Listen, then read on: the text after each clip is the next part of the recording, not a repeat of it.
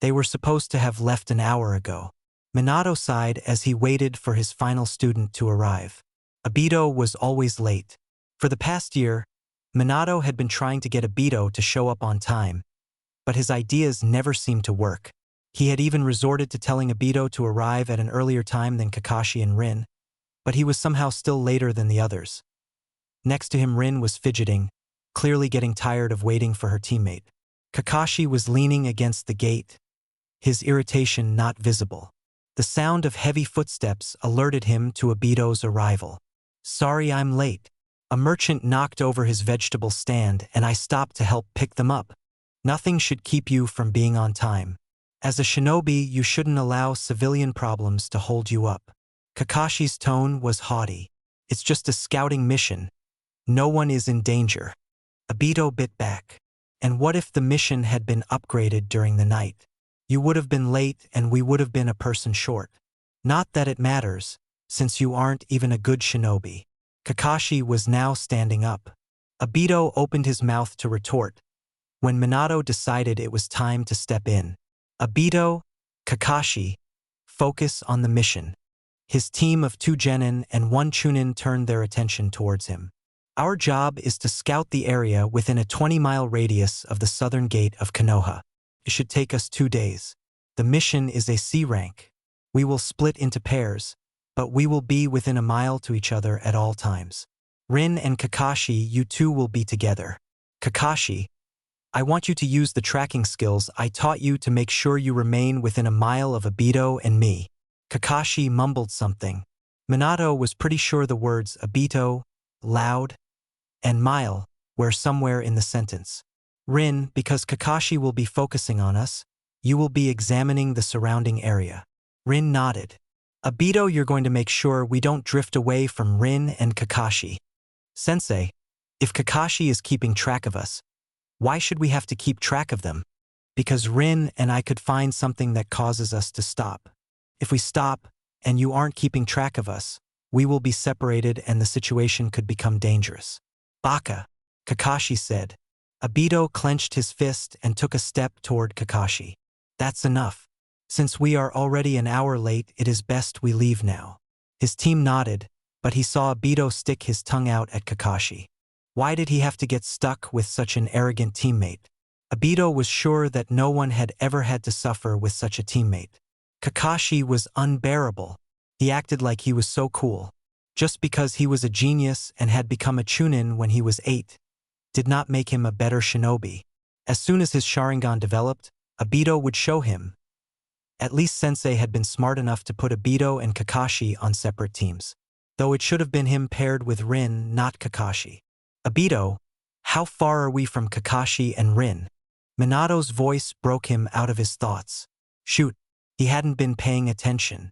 He focused his chakra into his hand and lightly touched the tree he was resting on. The others were half a mile away. Only half a mile. Minato started jumping through the trees again. Obito took off to catch up to him. "Minato-sensei, why are we patrolling this area? There was a fire in the woods yesterday. From what we've gathered, it wasn't natural. Could be anything. The Sandaime wants to make sure that nothing is endangering the village. I explained that last night." Of course, Obito hadn't been listening. Minato briefly wondered how he ended up with such a unique team. It was a good time to talk to Obito about his lateness. "Obito, why can't you ever arrive on time? I always intend to make it, but stuff happens.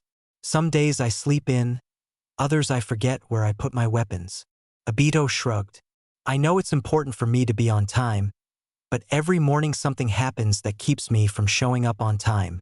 Obito decided not to mention that some of the Uchiha teens hid his things on a daily basis. Obito wasn't exactly the ideal Uchiha. Please just try harder. Right now it might not seem like a big deal, but once you start getting harder mission, it will be. There was silence for a minute. "I am entering you and Rin in the Chunin exam coming up in 2 weeks. Once again, Obito stopped. "Chunin? That is so cool." He pumped his fist into the air. "I am going to be a Chunin in 2 weeks. Minato wanted to point out that a high percentage failed the Chunin exams, but decided against it. It wouldn't faze Obito anyway. Kakashi was enjoying the quiet that came from being separated from Obito. For the past year, all Obito had accomplished was being loud and obnoxious. When Kakashi had first learned that he was being put on a Team A with two Genin, he had hated the idea. He was a Chunin shinobi. Two Genin would only hold him back. He had accepted the idea a bit more when he learned that his sensei would be Namake's Minato, Konoha's Yellow Flash, and that one of the Genin was an Uchiha. Then he met the team and he hated the idea once again. Obito was everything an Uchiha was not. Where most Uchihas were quiet genius, Obito was a loud idiot. Kakashi sometimes thought that the reason Obito still didn't have his Sharingan was because he didn't act like an Uchiha. Maybe somehow the Kekkai Genkei skipped Obito because he wasn't an Uchiha at heart. Rin, are there any chakra spikes? Rin shook her head. There are small wavelengths of chakra, but with the village this close, that's nothing unusual. Kakashi nodded and kept moving. Rin snuck several glances at Kakashi. It was true that she had a crush on him, but she hated when they were alone. It was always too quiet. Kakashi was a mystery to her. He never opened up to anyone, not even Minato. Even for a shinobi, it couldn't be healthy to keep of his emotions bottled up. They jumped in silence for hours before Rin felt something. From what she could feel, it was a person, but there was no chakra emanating from them. She told Kakashi, "If there's no chakra, then it's probably just a civilian. We should still check it out." Kakashi turned to go in the direction Rin had indicated. Probably is a civilian, but it didn't feel like one. Rin didn't know how to describe the feeling she had, but it was like she knew that whoever it was someone extremely powerful. She took the lead. Kakashi just followed her silently. We're getting closer to the Hokage mountain. Kakashi noted from behind her. She hadn't noticed, but the path they were on headed straight towards the monument. They were still 4 miles from the mountain when Rin saw the body. It was lying face down, completely still. Rin couldn't help but think that the person might be dead. She had never seen anyone look so still. As she and Kakashi got closer, the first thing Rin noticed about him was his hair. It was the same color blonde as Minato's, which was unusual. Most of the villagers had dark-colored hair. Rin knelt next to the body to see if he had a pulse. It was faint but steady. Slowly, Rin and Kakashi turned the man over so he was now on his back. Rin was once again surprised. He looked a lot like Minato. Kakashi seemed to be surprised as well, for he stared at the man for a moment before looking at her. She nodded and inserted a small amount of chakra into the man's body. He didn't have any external or internal injuries. His only problem seemed to be chakra exhaustion. Rin had never seen someone in the state of exhaustion this man was in. There wasn't a trace of chakra left in his body. This man should be dead, but he wasn't. Rin was training to be a medic nin, but this was beyond her knowledge. Minato-sensei and Obito are almost here, Kakashi said. As soon as Obito told Minato that Kakashi and Rin had suddenly changed course, they had done the same. There wasn't any urgency in Kakashi and Rin's pace, so Minato wasn't worried. The clearing where the two had stopped was up ahead. The first thing Minato noticed was Rin's face, which looked confused. The second was the body of a teenager. Minato quickly assessed that the man was still in his teens, probably 18 or 19. He was wearing the standard shinobi vest, marking him as a shinobi without a hitayate. All other thoughts stopped when he saw the man's face.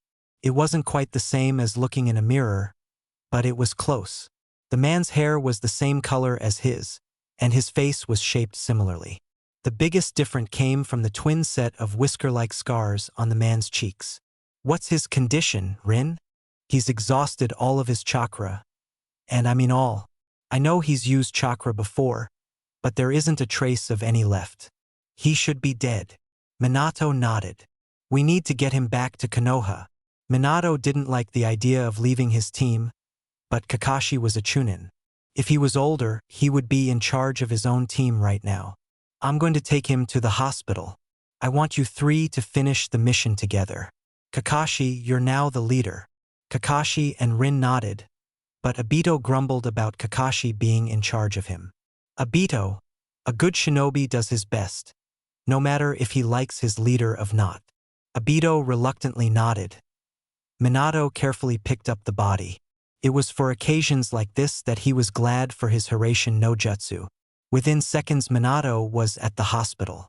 The nurses immediately took the man's from his arms. "Do you know what his condition is, Minato-san?" "My student said he has severe chakra exhaustion." The nurse nodded and the man was placed on a stretcher. Not knowing what to do now, Minato sat down in the waiting room. He would stay until there was new news on the man's condition. In the meantime, he was left to ponder why the man looked so much like him. Rin said that the man had used chakra before, so the man was probably a shinobi. What had caused this man to lose all chakra? Nothing unusual had happened in Konoha except the fire. And the fire could be something as simple as a shinobi being ashamed to admit he had lost control during training. Was that how the man exhausted his chakra? Minato looked up when he noticed a nurse making her way toward him. He stood to his feet and met her by the reception desk. "What's the man's condition?" "Your student was correct in diagnosing the problem as chakra exhaustion. I have never seen anyone so drained. I don't know how the man managed to stay alive, but we were able to stable him.